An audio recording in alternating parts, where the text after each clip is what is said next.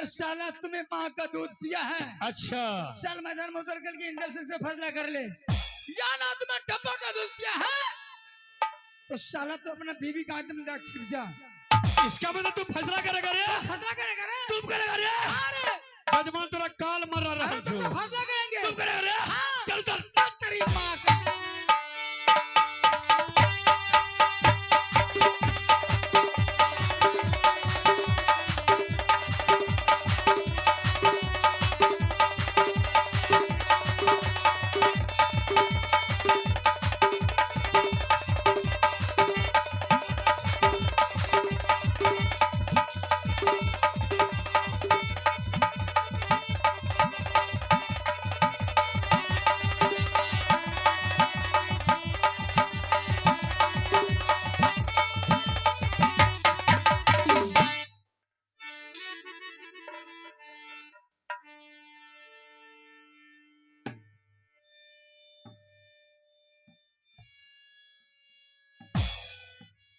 बेहुदा तुम तो घर को भाग गया रे। या अगर तुम घर को नहीं भागता, जैसे आलू का चोखा बनाता उसी तरह चोखा बना के खा जाता।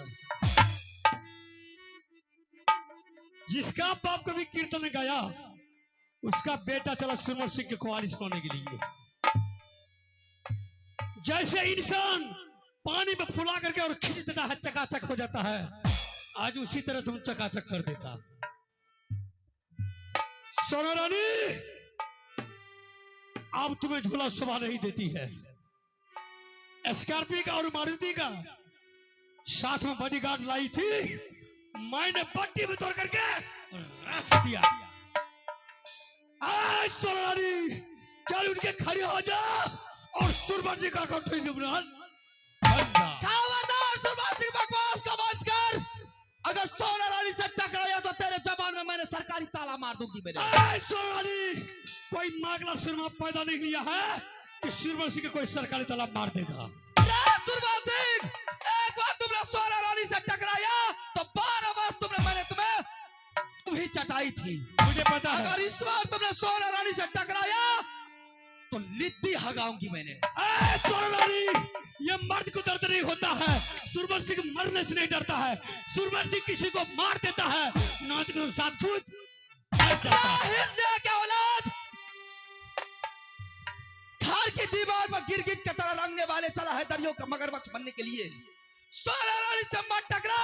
सोना रानी कोई बनिया व्यापारी की छलिया सुपारी नहीं है तो तुम्हें दांत तले चबा जाएगा तुम। अच्छा सोना रानी वो नागिन है ना जिस किला के ऊपर नजर बढ़ा देगी उस किला को पनिया ढार कर देती है, खून की धार बहा देती है, लाशों की ढेर लगा देती है। सोना रानी सुरमर सिंह अपने माँ का दूध पिया है, कोई टप्पे का दूध नहीं पिया है।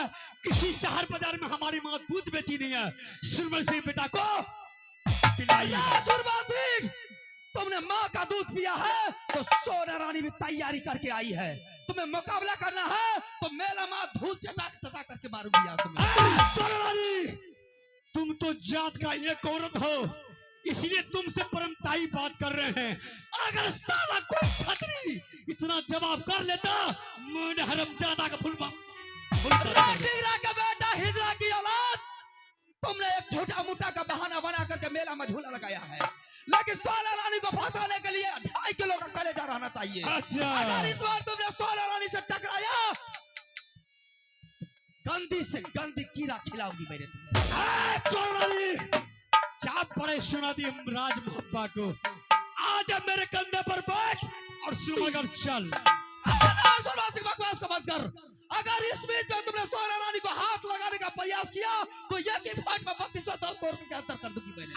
सोना रानी कितना छतरी मेरा डर से मर गया गे, तुम क्या बड़ाई सुनाती है, फाट में 3200 तोड़ देंगे।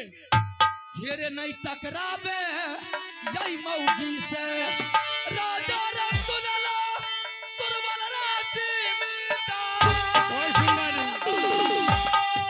अरे छिया नगिनिया नैना वाली राजा सुनो सुरबल सरदार, देखो मुर्दा पर गई मदीना सुरबलपुर में मेला दिया लगा, झूठ मूठ का मेला लगाया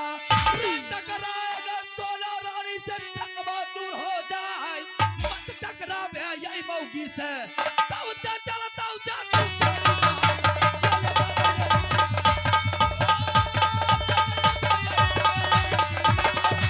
एक जय बनवा में सुरमल सिंगर जय एक कतना छतरी का पतला कलिजा कतना तिरिया का कारव के गिर गए एक बगबा जंगल से जाय छे पुराण थारे बगिनिया के सुरमल के दुहे बगबा करे चोरी बाप रे बाप अमिजा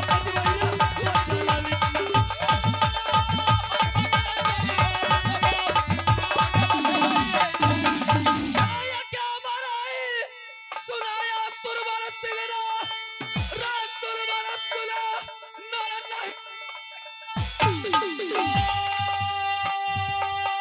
मेरा सुनो बिरताना मर नहीं राके राजा सुनो गजब की बात 12 तरीका मोर बंगला है रे 16 तरीका लगे दलान कुर्सी कुर्सी शाहजादा बैठे रे यारो बैठे मगल पठान 900 दुल्हा बिन गौना के रे मरवा के बीच में जाए ये खमा पर मोर बंगला है रे बिजली छिटक छिटक नहीं जाए चुभुक चुभुक चल अच्छा बकवा बकवा बोले सितार नाचे पतुरनी का सुन क्या बराई है नैना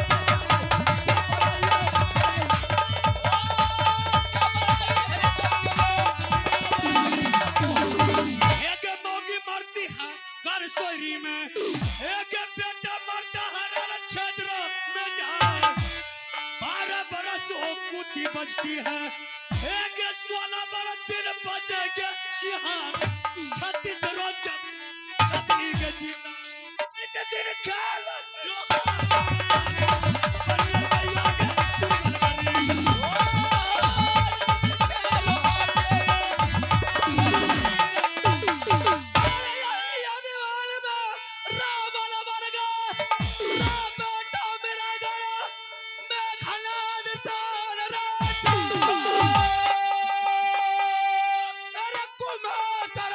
भाई मर गए राजा सुनो सुरवल महाराज उतरो डिगरा रण क्षेत्रों पर तब चलता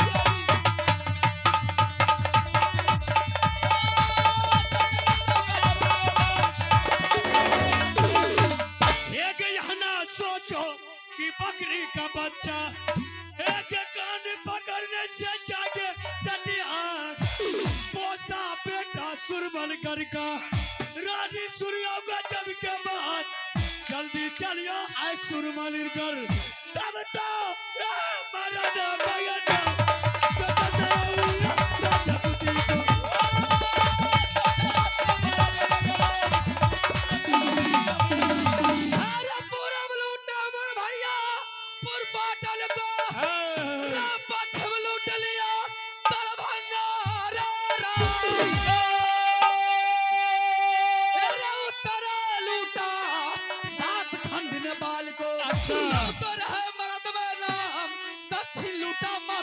को गंगा सुख के गई पटाल और हज भोजपुर को लूटा लो बजरंग बली का नाम बड़े बड़े का गोला लूटा तब तो रहे मर्द में नाम जिनका नारी सुंदर देखा उनका दोला नहीं ना जाए तू की लड़बे लड़बैया से साथ दबा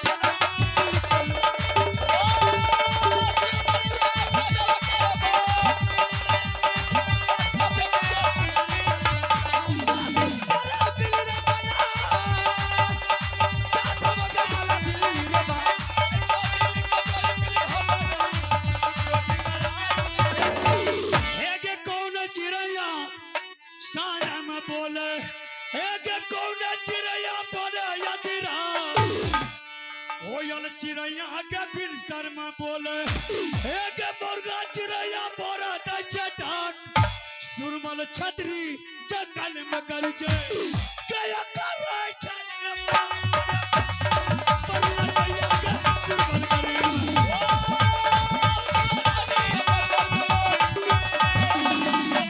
हाथी बिगड़ा हट सारों में अच्छा घोड़ा बिगड़ गया बिना चाहू क्या जा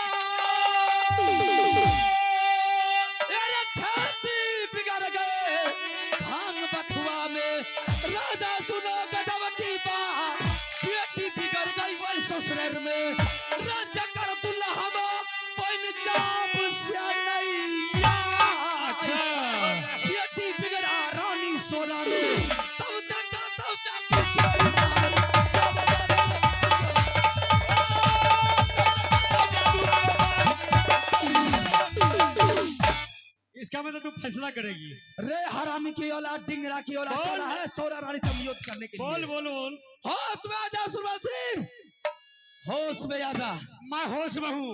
होश में आ गया तो मेरे रास्ता को खाली कर दे। अरे अगर रास्ता को खाली नहीं किया तो इस मेला में तुम्हें धूल चटा चटा करके मारेंगे।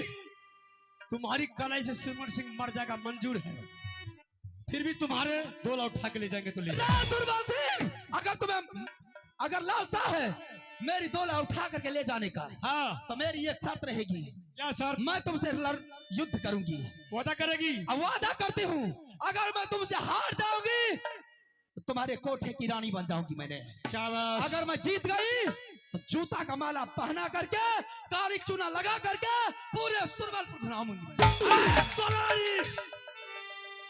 अगर तुम्हारी कलाई से सुरमन सिंह हार गया, तुमको हम 12 बरस तक कपड़ा धुएंगे और खाना बना करके खिलाएंगे।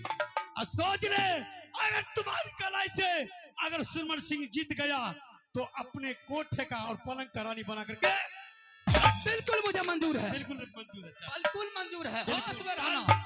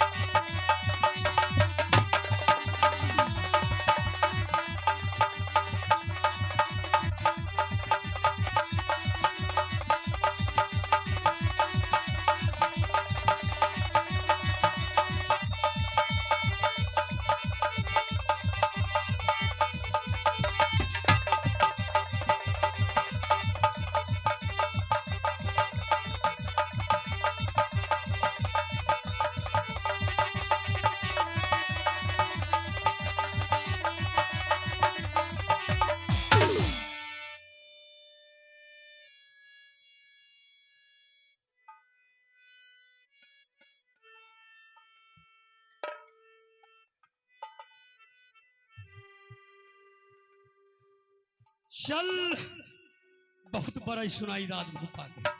चल आराम से।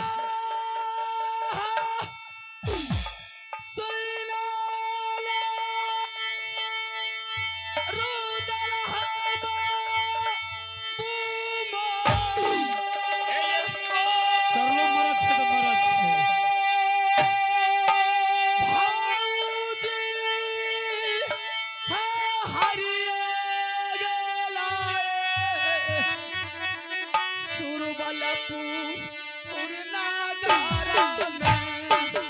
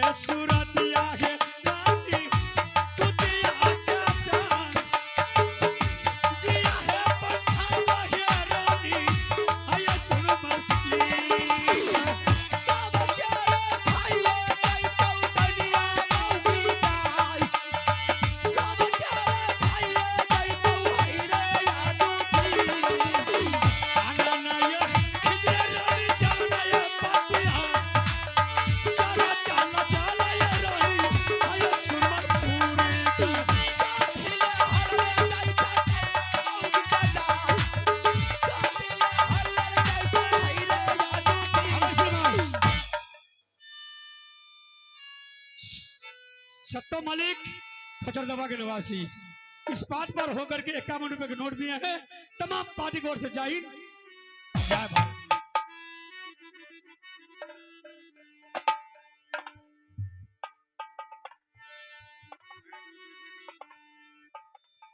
आशीर्वाद लीजिए बेचन यादव, ये मुंह बजा के लिए 51 रुपए के नोट दिए हैं। तमाम पार्टी की ओर से जय हिंद। काठिले रे हारले जाई छे रे डनिया भौगी के रे जाय सब कहे रे खाइए जई बौरे हरे या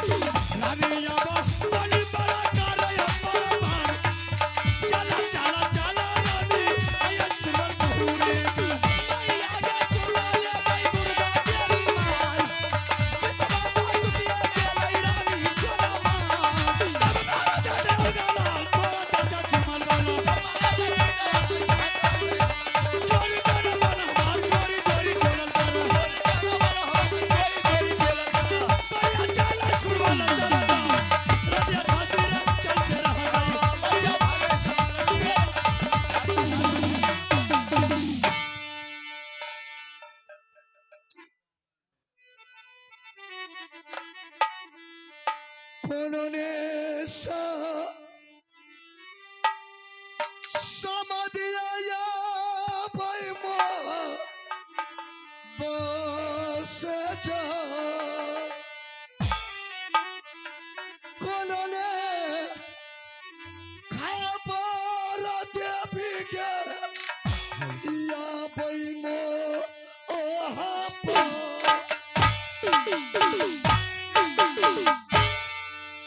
ये गुना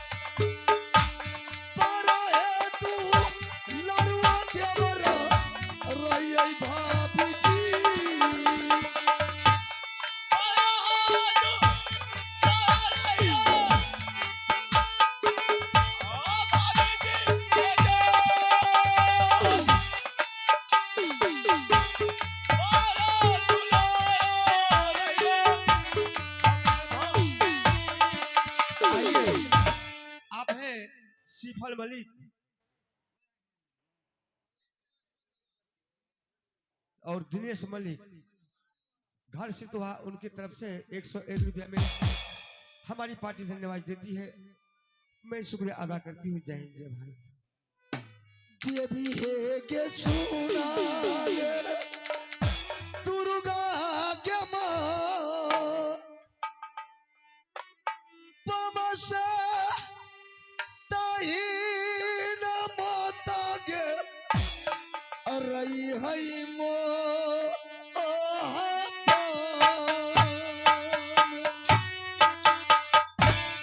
मैया है के सुना ले तू सैरो पालिगमा पमसत हीना देवी रहिए मोहनी माना माना सोचै है कोई भाभी हो हमार लतिया के ये जवरा नगर मोहबा बेटी के समान माने है गोतनी हमार बेटी के समान माने रहे गोतनी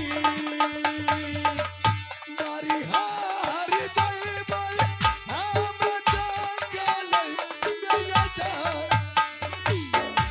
लतिया जइबै राजा मोहबा चल चल चल ये पिया जंगल पीछे जा चल चल चल ये सोनी दोसर जंगलई चल चल चल रानी जंगलई के जा जैसन कर्म कलियै भगवान वैसन फल मिललै मैया गई सुना ले तू दुर्गा गई माँ तमसे नहीं लगती अभी सही है हमारो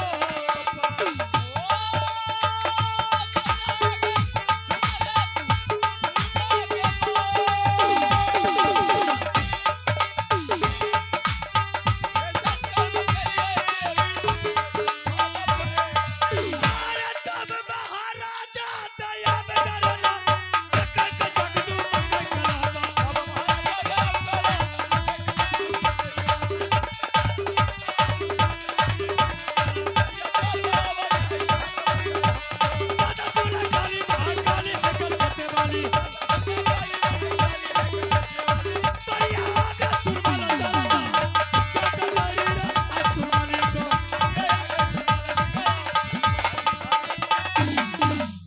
सोना रानी बोल राजा तूने सुरमन सिंह से वादा किया था, वादा किया था तूने हार गई, मैंने जीत गया। क्या चाहते हो क्या चाहेंगे? शादी करेंगे। शादी करोगे और क्या? इतना जल्दी लगन कितना तूफान है। बहुत तगड़ा लगन है सुरभा सिंह बोल अगर मुझसे तुमने शादी करने के लिए चाहता है तो मेरी एक इच्छा है क्या अच्छा बोल। तुम्हारे राज में मैंने 12 बरस तक सदाव्रत बांटूंगी जिस रोज 12 बरस पूर जाएगा तुम मेरी मांगों में सिंदूर डाल देना। सोना रानी बोल राजा इतना बहाना तुम छोड़ दे नखरा। तू भी दुधिया लड़की और हम भी दुधिया लड़का। चल बगल में गंगा जी है, दोनों आदमी गंगा स्नान कर लेंगे और मड़वा पर के शादी कर लेंगे। रे सुरबल सिंह बोल गंगा स्नान करने से इंसान पवित्र नहीं हो जाता है बल्कि वो अपने मन को पवित्र करता है। अच्छा समझ गया? देवी देवता गंगा महारानी ये नहीं कहती आप उसमें डुबकी लगा ले और तुम पवित्र हो जाओ। ये मन की भरम को इंसान दूर कर लेते हैं, उसका पाप नहीं काटा जाता है। या अगर तुम बात नहीं मानेगी तो बाल जबरदस्ती तुम्हारी मांगों में सिंदूर डालेंगे। क्या बोला? सुरबल सिंह बकवास को मत कर। अगर तुमने मेरी मांगों में बाल जबरदस्ती सिंदूर डाला तो मैंने अपने आप को हत्या कर लूंगी। मैंने नहीं तुमको मरने के लिए नहीं देंगे, तुमको जिंदा रखेंगे। अगर तुम 12 वर्ष तक सदा बरत बांटेगी तो मेरा डर से कोई सुरवल कर नहीं आता है, खाएगा करानी को। तुमने 3 चीज को फ्री कर दे। तीन चीज को तुमने फ्री कर दे, सभी के सभी आएंगे, सभी के सभी यहाँ से सदाबरत बांट लेके जाएगा। जरा बता। पहला है साधु, दूसरा जोगी, तीसरा फकीर। ए रानी, 3 व्यक्ति लिए क्यों मरती है? आज से सुरमल सिंह हजार आदमी फ्री कर दिया है। मैं सदा बरत लेकर के आ रहा हूँ हर शनि। ठीक है, जाओ जल्दी आ जाओ। आ रहा हूँ, लेट मत करना। नहीं करेंगे लेट। है गे गोढ़िया के चल में सोनमा गई जाना लाला गई पछाड़। गोढ़िया के चल में देवी गे इचना के बजैला गई।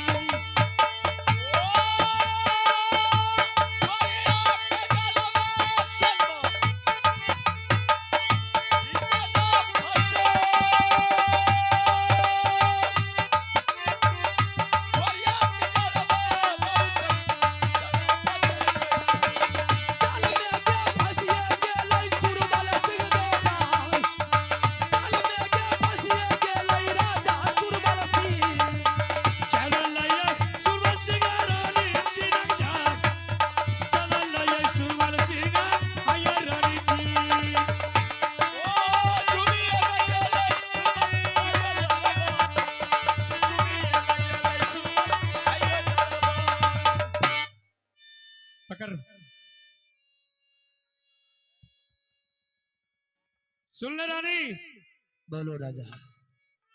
ये अगर सदा बरत